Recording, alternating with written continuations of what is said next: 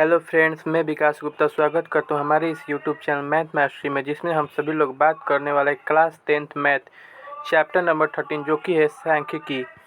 इसका सबसे पहले हम लोग ओवरऑल फार्मूला को देखते हैं, जिससे हमें इस पाठ को बनाने में ज़्यादा सहूलियत होगी। तो हमें इस अध्याय में जो वर्गीकृत आंकड़ों का माध्य है वो निम्नलिखित प्रकार से ज्ञात किया जाता है, मतलब वो 3 विधियों से ज्ञात किया जाता है, जो कि है प्रत्यक्ष विधि। यहाँ पर जो माध्य होता है सिग्मा एफ आई एक्स आई अपन में सिग्मा एफ आई होता है। दूसरा होता है कल्पित माध्य विधि, जो कि माध्य बराबर A plus sigma F I D I upon में सिग्मा एफ आई होता है।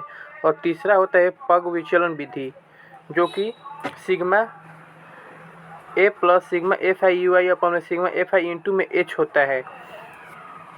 अगला यहाँ पर हम लोग वर्गीकृत आंकड़ों का बहुलक ज्ञात करते हैं, जिसका सूत्र है L plus F1 minus F0 अपन में 2F1 minus F0 minus F2 into में H। और तीसरा, किसी बराबरता बंटन में किसी वर्ग की संचयी बराबरता उस वर्ग से पहले सभी वर्गों की बराबरता का योग होता है।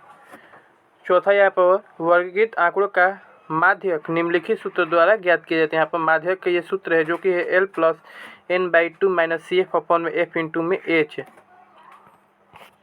तो सबसे पहले हम यहाँ पर माध्य के लिए यहाँ पर कुछ और भी फार्मूलों को देख लेते हैं, और उसके बाद क्वेश्चन के हम लोग प्रैक्टिस करेंगे। तो यहाँ पर जो वर्ग अंतराल का फार्मूला होता है ए बी का वर्ग अंतराल वर्ग चिन्ह a प्लस b/2 होता है। उसी प्रकार अपवर्जी विधि में वर्ग अंतराल a/b की निम्न सीमा a और उस सीमा b वर्ग की लंबाई b माइनस a होता है।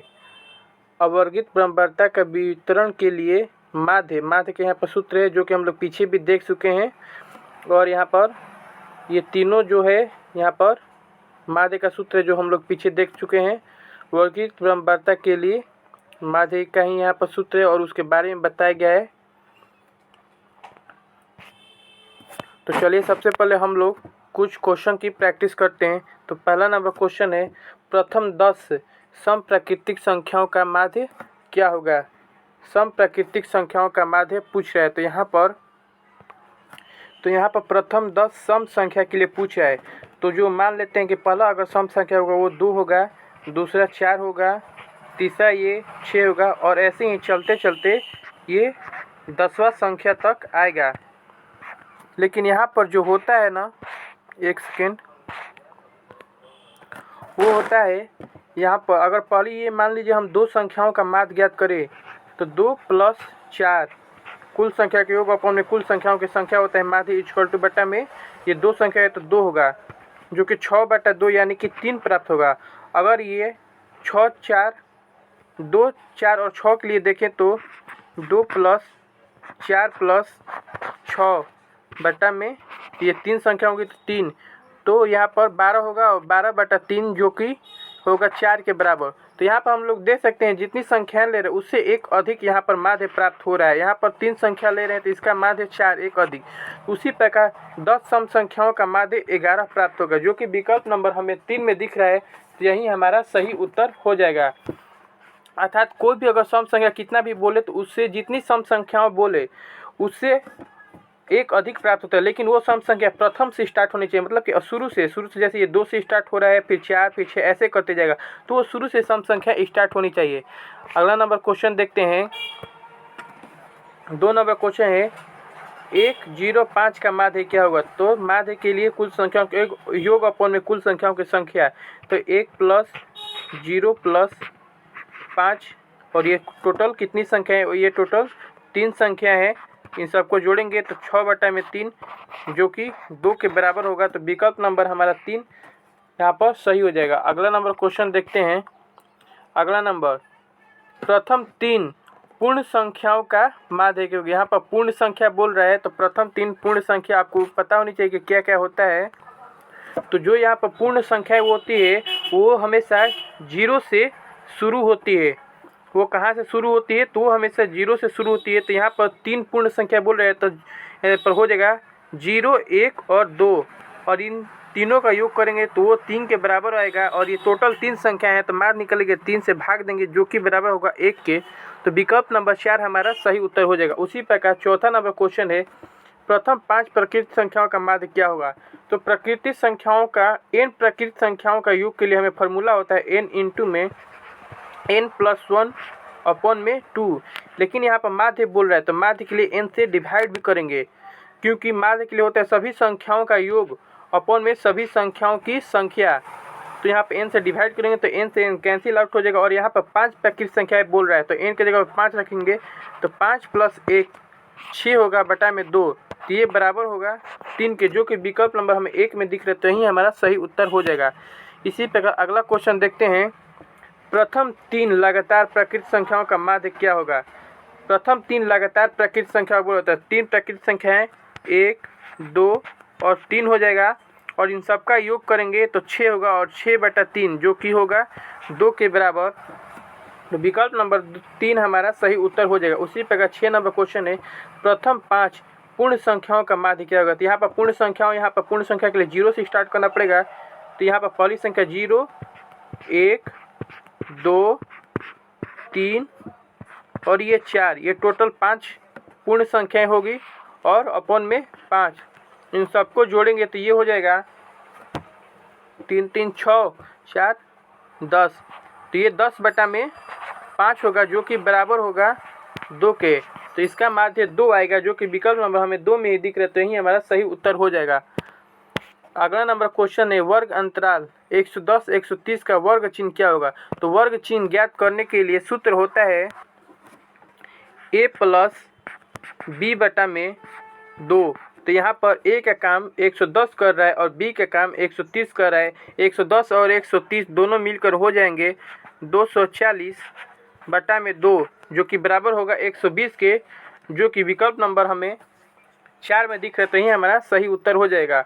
8वां नंबर क्वेश्चन है, माध्य बराबर कल्पित माध्य प्लस विचलनों का योग और अपॉन में क्या होगा में रिक्त स्थान में क्या भरा जाएगा।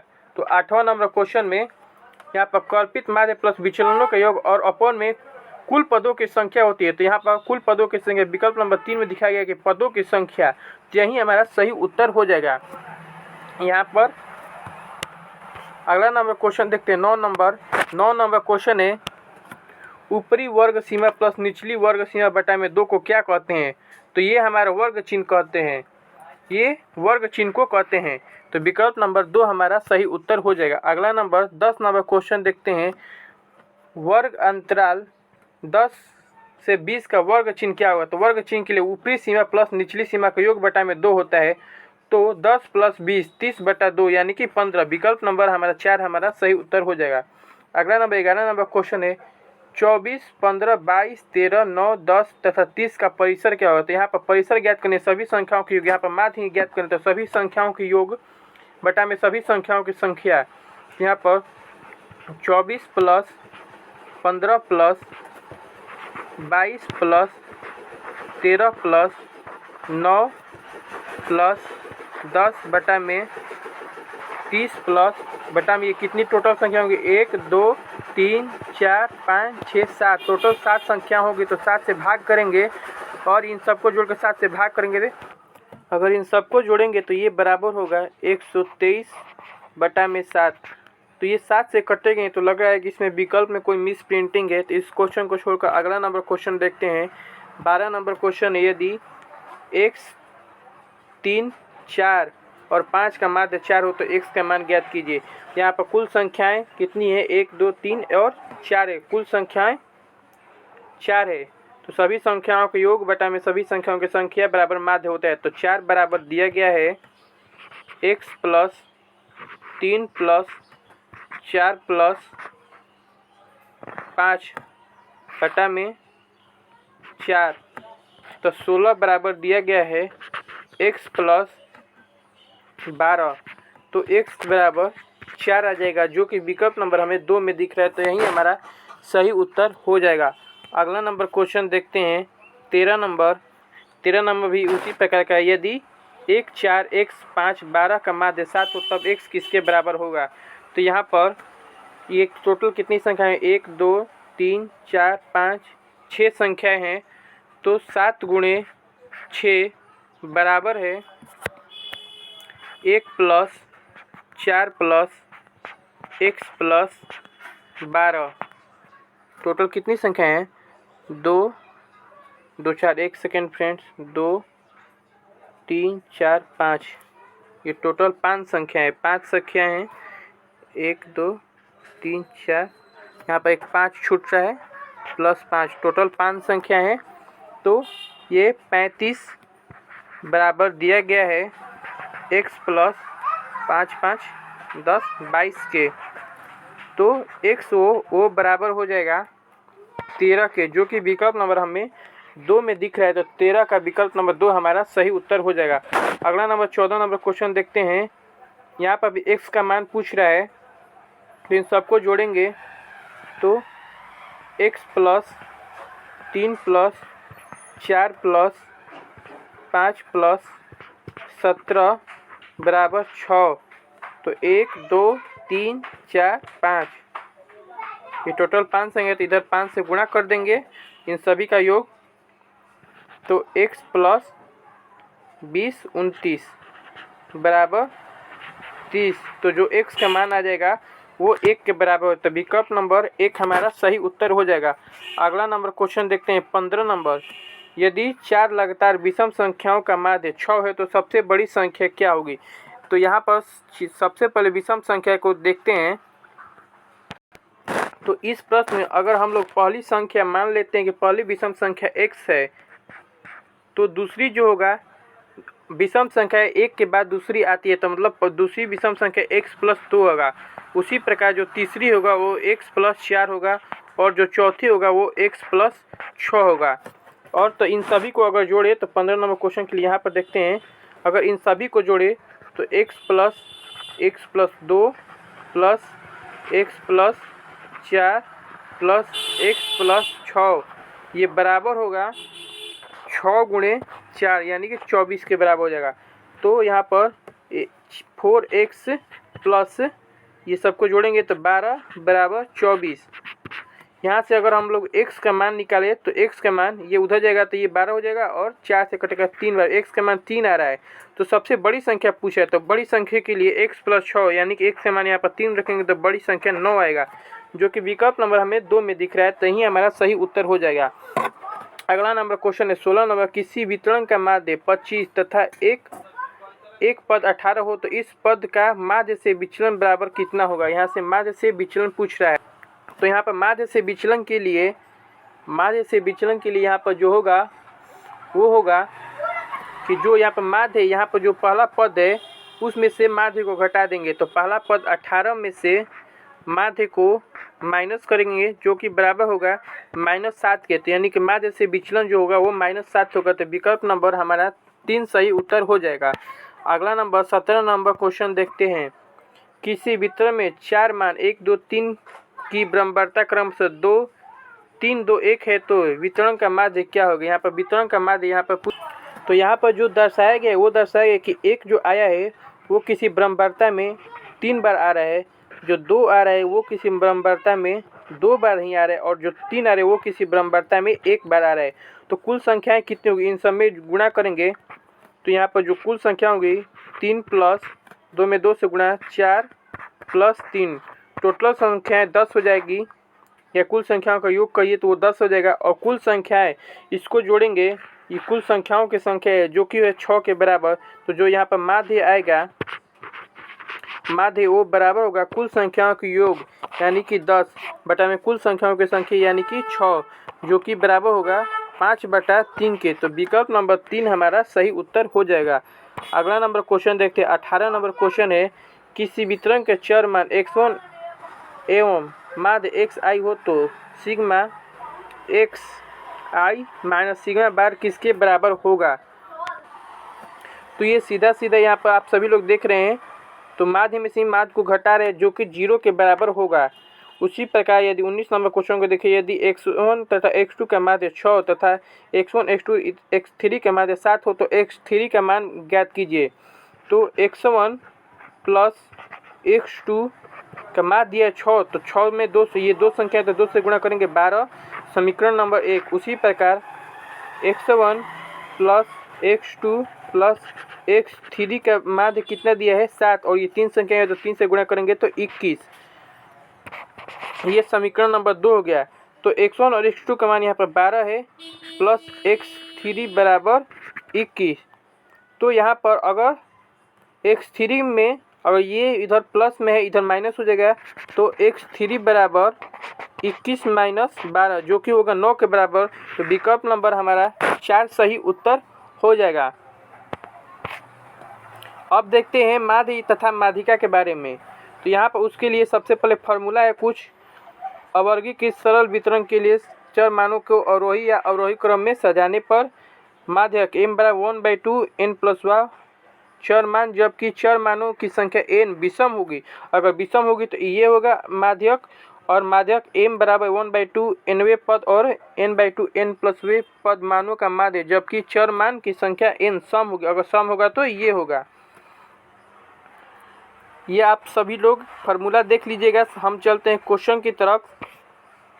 तो यहाँ पर क्वेश्चन है चर मान 1 2 3 4 5 6 और 8 की माध्यिका क्या होगी। तो माध्यिका के लिए यहाँ पर देखेंगे ये कितनी संख्याएं हैं 1 2 3 4 5 6 7 8 8 संख्या है। तो जो माध्यिका होती है 8 संख्या के लिए सम संख्याओं के लिए n प्लस,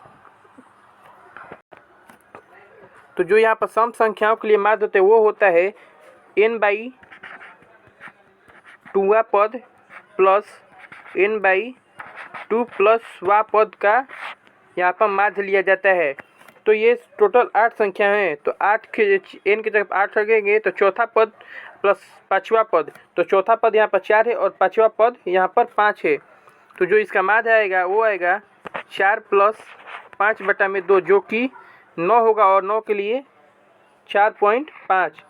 उसी प्रकार अगर दूसरे नंबर क्वेश्चन देखें तो 2 3 4 5 6 की माध्यिका क्या होगी। यहाँ पर देखें तो ये भी 1 2 3 4 5 संख्याएं हैं। तो 5 संख्याएं के लिए n/2 प्लस वा पद होता है। तो 5 संख्याएं n प्लस 1/2 होता है। तो यहाँ पर 5 संख्या 5 प्लस 1 6 और 6/2 यानी कि तीसरा पद। तो यहाँ पर तीसरा पद जो कि हम देख सकते हैं कि 4 है। तो 4 हमारा माध्यिका हो जाएगा।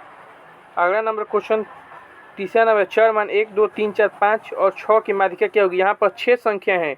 तो 6 संख्या के लिए n/2 प्लस वा पद बटा में 2 होता है। तो 6/2 यानी कि तीसरा पद प्लस चौथा पद बटा में 2 होगा। तो तीसरा पद का काम 3 करे और चौथा पद का काम 4 करे। तो 3 और 4 7, तो 7/2 जो कि होगा 3.5 के। तो विकल्प नंबर 2 हमारा सही उत्तर हो जाएगा। अगला नंबर क्वेश्चन देखते हैं। 18 नंबर क्वेश्चन है और चौथा नंबर क्वेश्चन है 4 13 17 12 16 और 19 की माध्यिका क्या होगी। तो सबसे पहले इसे हम लोग अवरोही क्रम में सजाएंगे।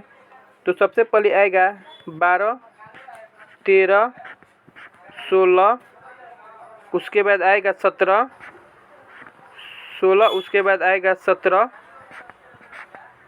उसके बाद 18 और उसके बाद आएगा 19। तो ये टोटल कितनी संख्या गिनना पड़ेगा 1 2 3 4 5 6 6 संख्या है। तो यहाँ पर होगा तो 6 को आधा करेंगे तो यहाँ पर होगा तीसरा और चौथा पद का आधा। तीसरा पद यहाँ पर 16 प्लस 17 बटा में 2, तो 16 32 और ये 33 बटा में 2 जो कि होगा 16.5 के बराबर। तो विकल्प नंबर 2 हमारा सही हो जाएगा। अगला नंबर क्वेश्चन देखते हैं। 5वां नंबर प्राप्तांक 8 7 12 15 10 9 11 की माध्यिका निम्नलिखित में कौन हो। तो इसके लिए भी सबसे पहले इसे सजाना पड़ेगा। तो हम लोग देख सकते हैं सबसे पहले 7, छोटा नंबर 7 है, उसके बाद 8, फिर 9, फिर 10, फिर 11, फिर 12, फिर 15 है। इन टोटल संख्याओं की अगर बात करें तो 1 2 3 4 5 6 और 7 संख्याएं। तो 7 संख्याओं के लिए विषम संख्याओं के लिए n प्लस 1/2 पद होते हैं। तो यहाँ पर n की जगह पर 7 रखेंगे तो 7 प्लस 1 8/2 यानी कि चौथा पद। तो चौथा पद यहाँ पर देखेंगे 2 3, तो चौथा पद यहाँ पर 10 आ रहा है। तो विकल्प नंबर 2 हमारा सही हो जाएगा। अगला नंबर क्वेश्चन देखिए जो कि ये 6 नंबर क्वेश्चन, जिस वर्ग की संचयी बराबरता n/2 से ठीक बड़ी हो उसे क्या कहते हैं। जहाँ n कुल बराबरता हो उसे बहुलक वर्ग कहते हैं, या माध्यिका वर्ग कहते हैं, या तोरण कहते हैं, इनमें से कोई नहीं, तो उसे हम लोग माध्यिका वर्ग कहते हैं। अगला नंबर 7वां नंबर क्वेश्चन है, माध्यिका किससे संबंधित औसत है। माध्यिका किससे संबंधित औसत है, अधिकतम मान से, न्यूनतम मान से, या स्थिति से। तो जो माध्यिका होती है वो स्थिति से संबंधित औसत होती है। अगला नंबर क्वेश्चन देखते हैं, 8वां नंबर क्वेश्चन है, से कम त्वरण और से अधिक त्वरण के कटान बिंदु का भुज निम्नलिखित में से किसका मान देता है।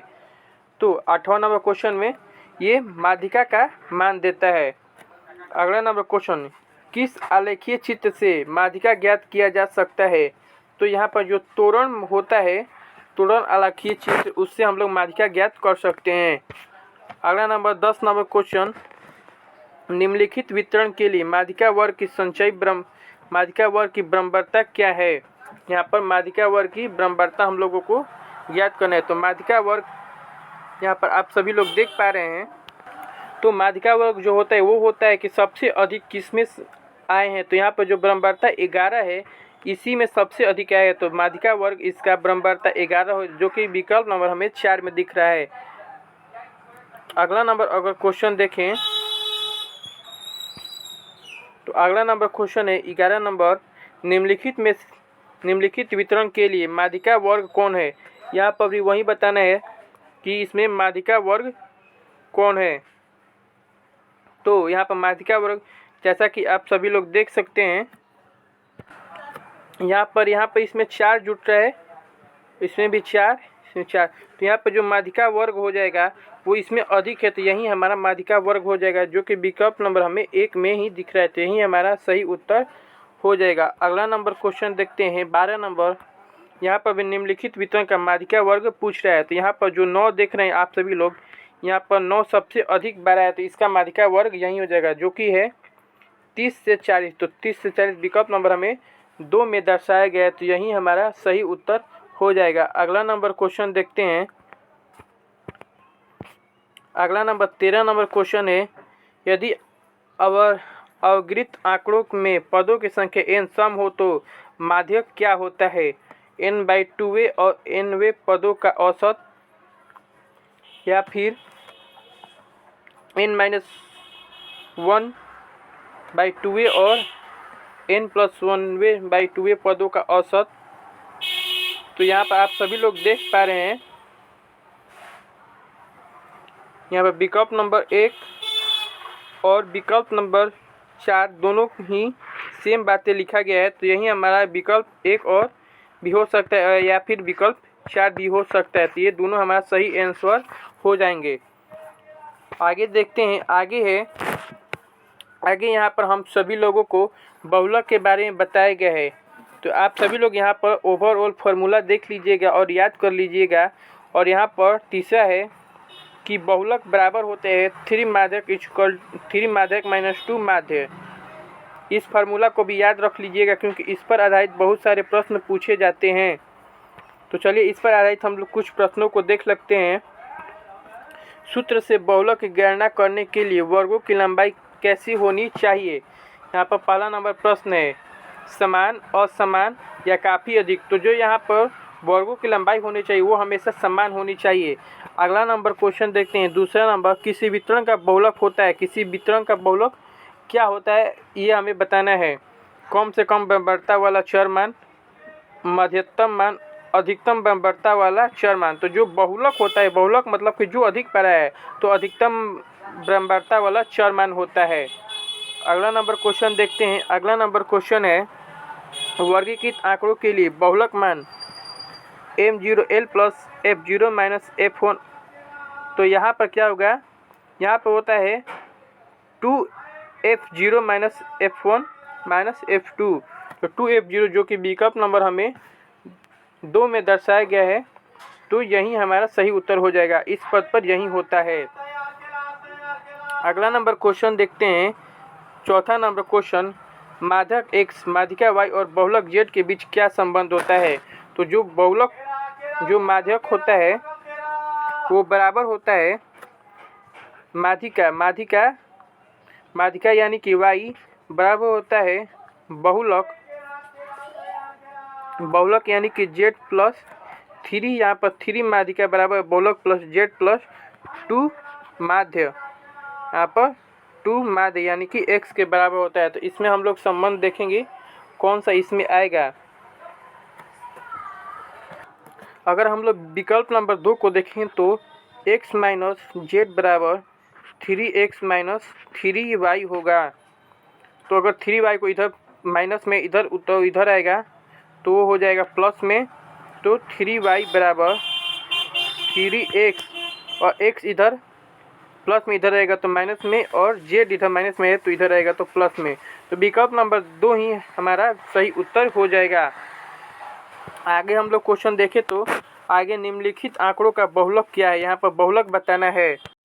तो जो आप सभी लोग यहाँ पर देख सकते हैं कि सबसे अधिक 6 बार आया गया वो क्या है, वो 7 है। तो मतलब कि जो 7 है वो सबसे अधिक बार आया, तो यहाँ पर जो बहुलक में हो जाएगा वो हमेशा 7 हो जाएगा। तो विकल्प नंबर 4 हमारा सही उत्तर हो जाएगा।